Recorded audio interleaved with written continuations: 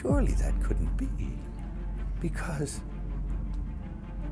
a whole place can't be like, Weird Town, where the stranger wanders in and all the people are in the bar and they all shut up when he looks at them, and they tell you don't go to the house on the hill, and it's like that.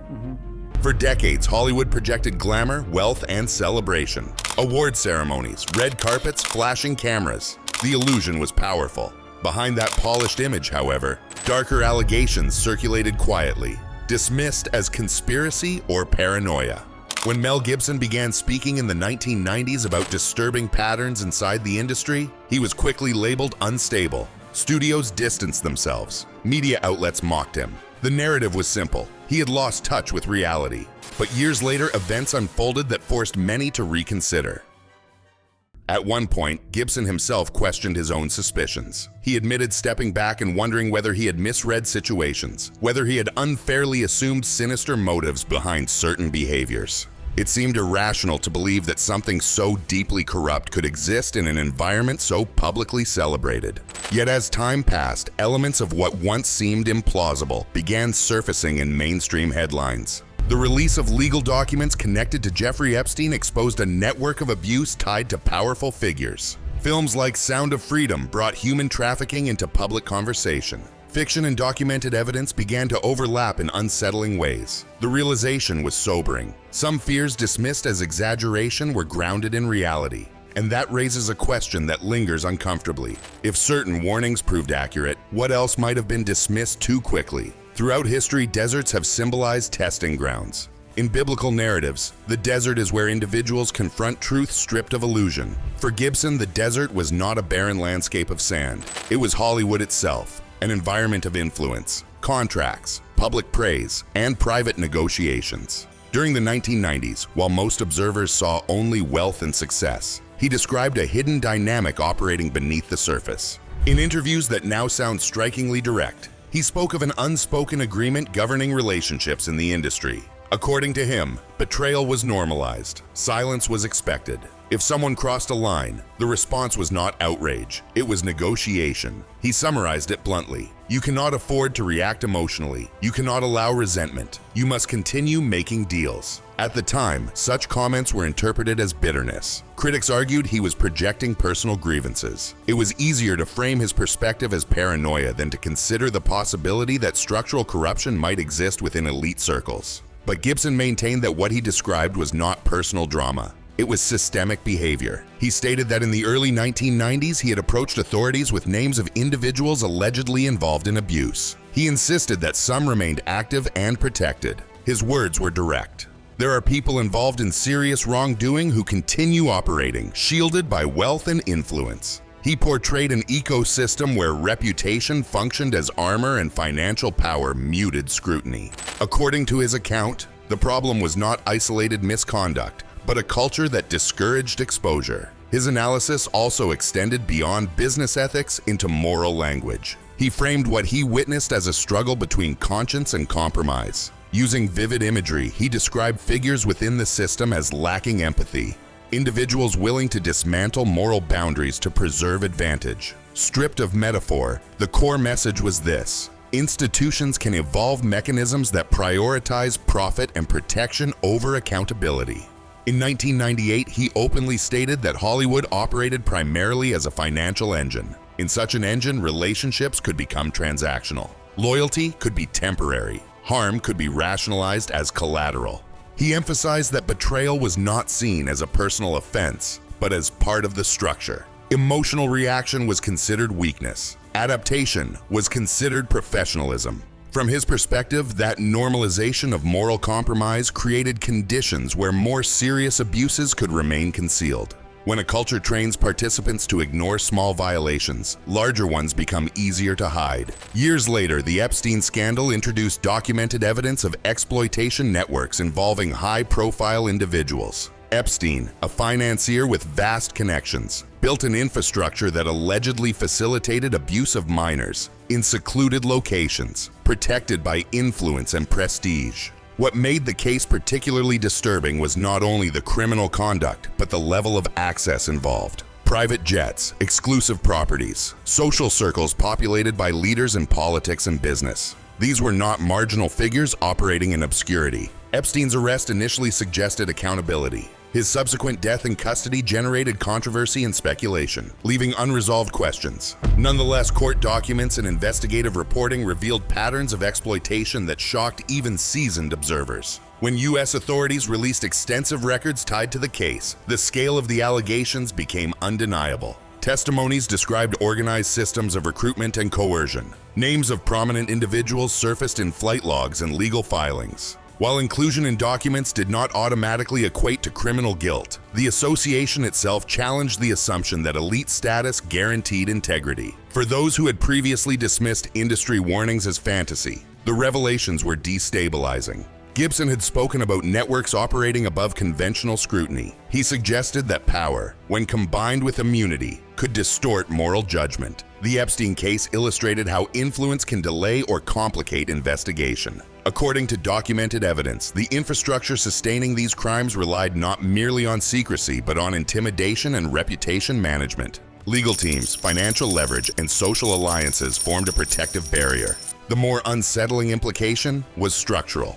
If such operations could exist for years without decisive intervention, what does that suggest about oversight mechanisms? Reports indicated that individuals occupying influential positions traveled through environments where misconduct allegedly occurred. Political leaders, corporate magnates, and public figures appeared in proximity to Epstein's operations. While not all were charged with crimes, the pattern reinforced the idea that elite networks can become insulated. This insulation is sustained through multiple layers: financial dependency, mutual leverage, shared secrets, and institutional reluctance to destabilize powerful alliances. Gibson argued that the true danger was not street-level crime, but corruption embedded within leadership circles. In his view, predators do not always hide in shadows. Sometimes they sit at negotiating tables. He described a protective bubble surrounding influential participants, a buffer difficult to penetrate.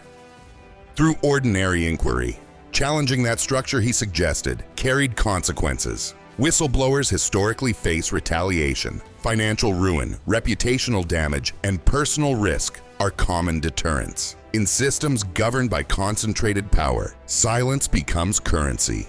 The disturbing conclusion is not simply that wrongdoing occurred. It is that structures existed capable of absorbing and concealing it.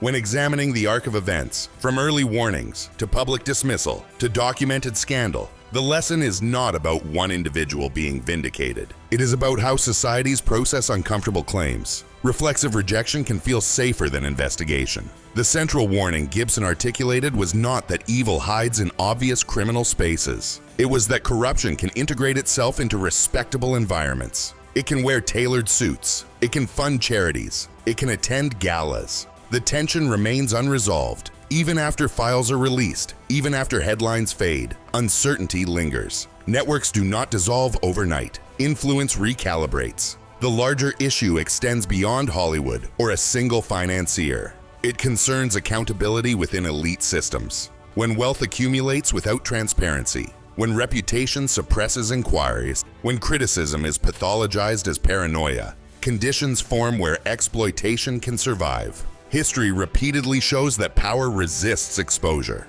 but history also shows that documentation eventually surfaces, whether through investigative journalism, legal proceedings, or cultural shifts. Hidden systems become visible. The question is not whether corruption exists, it is how long it is permitted to operate before scrutiny becomes unavoidable. Gibson's core assertion was stark. Wrongdoing does not only occur in hidden alleys, it can occupy boardrooms and influence policy.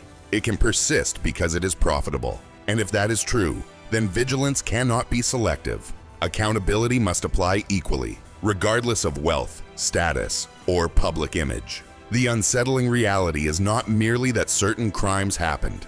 It is that structures allowed them to happen. That is the part society struggles most to confront. Contrary to the version of events many were encouraged to accept, Mel Gibson did not remain a passive observer of what he believed was corruption around him. According to his own accounts, he chose action over silence when he concluded that something deeply wrong was taking place. In 1993, long before the era of viral leaks, social media exposure, and digital whistleblowing, Gibson reportedly met in person with investigators from the Santa Barbara Police Department. He later stated that he provided specific names and details, not vague suspicions or abstract concerns. He claimed that everything he shared was officially recorded. Years afterward, reflecting on that moment, he expressed frustration that the information had not produced visible results. From his perspective, he had done what a citizen could reasonably do: deliver what he believed to be serious allegations to law enforcement authorities. What made his claims especially sensitive was the level of influence he suggested was involved.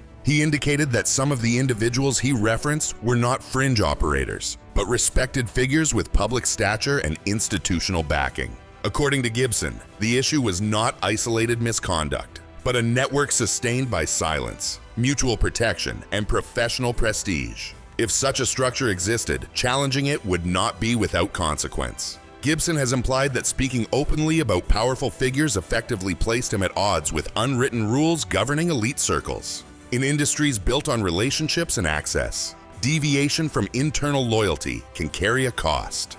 In the years that followed, Gibson's public image became entangled in highly visible controversies. Headlines focused on inflammatory remarks, personal conflicts, and damaging scandals. To the broader public, the narrative appeared straightforward: a once successful actor losing stability under the pressures of fame. Yet some observers later questioned whether that decline was entirely organic. Gibson himself suggested that his refusal to remain silent about certain matters contributed to his professional isolation. He described an environment that, in his view, punished dissent and marginalized those who did not conform. He once remarked that there were statements he was making that certain people did not want him to make. Whether interpreted as frustration or warning, the implication was clear. Speaking publicly about sensitive subjects carried professional risk.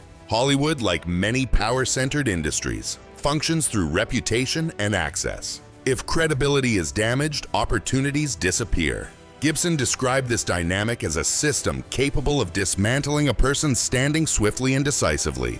Over time, however, public perception began to shift, particularly after the Jeffrey Epstein case entered the global spotlight. The release of legal documents and investigative reporting exposed networks of exploitation involving individuals with wealth and political access. The scale of the allegations disrupted assumptions about how insulated elite circles could be. Decades after Gibson's initial warnings, his name resurfaced in public conversation in connection with the film Sound of Freedom. The movie focuses on child trafficking and dramatizes real-world rescue operations. Audiences witnessed depictions of recruitment tactics, such as fake modeling agencies and fraudulent opportunities, used to lure vulnerable victims. When those fictionalized portrayals were compared with details emerging from the Epstein investigations, similarities became difficult to ignore. Court documents and testimonies described structured systems of recruitment and concealment, shielded by money and influence. What had once been dismissed as exaggerated paranoia was now part of official records and legal proceedings. As government files were unsealed, the public gained insight into the mechanisms that allowed abuse to persist for years. The evidence illustrated not only criminal acts, but also the protective infrastructure surrounding them: legal maneuvering, social alliances, and reputational insulation. The shock was not solely about the crimes themselves. It was about proximity. Names of prominent individuals appeared in flight logs and association records. While appearance in documentation does not equate to guilt,